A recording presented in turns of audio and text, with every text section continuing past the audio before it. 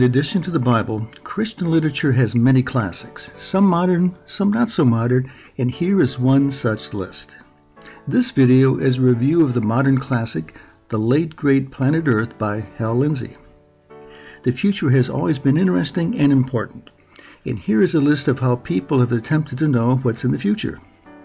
Once a man was told by a fortune teller, "Cross my palm with silver and I'll tell you what you will be doing tomorrow." The man's response, "I'll cross your palm with silver twice if you can just tell me what I did yesterday."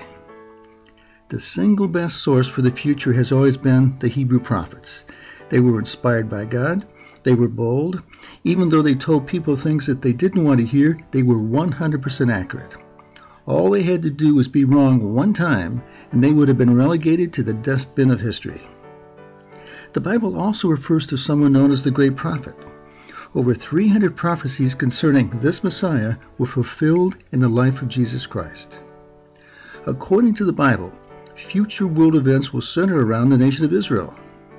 God gave this land to Abraham in 1921 BC. Titus and the Roman army destroyed Jerusalem in 70 AD and then scattered the Jewish people around the world. Israel was restored as a nation on May 14, 1948, and Jerusalem returned to Jewish control on June 7, 1967. Another nation that plays a prominent role in the end times is referred to in the Bible by its ancient names. In the Bible, Russia's allies are listed, and Russia will attack Israel sometime in the near future. But right now, Israel's biggest concern is with her cousins. There are 360 million Arabs in the world, and they are all descendants of Ishmael. There are only 14 million Jews in the world, and they are all descendants of Isaac. The book of Revelation also has a 200 million man army attacking Israel from the east. The CIA estimates that today, China could field an army of 318,265,000 men. Another player in the future is the revived Roman Empire. The old Roman Empire split into two and then into 10. In 1957, the Treaty of Rome formed the Common Market, or the EU, or the United States of Europe.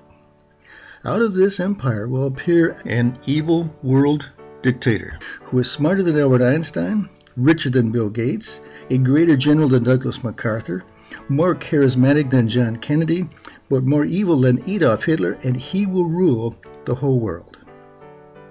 During this time, the world will embrace the one-world religion of secular humanism.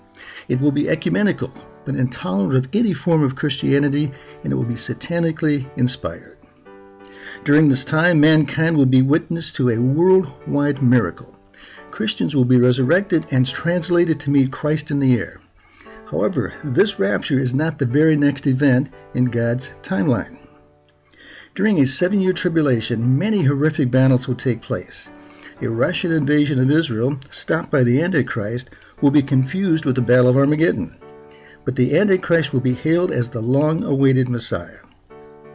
But the single most important event of the future is the return of Jesus Christ, where he will usher in universal peace and prosperity. This millennium will then be followed by an eternity in heaven.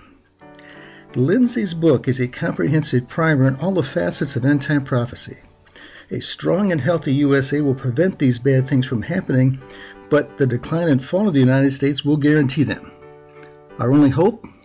Faith in the shed blood of Jesus Christ, shed on the cross of Calvary.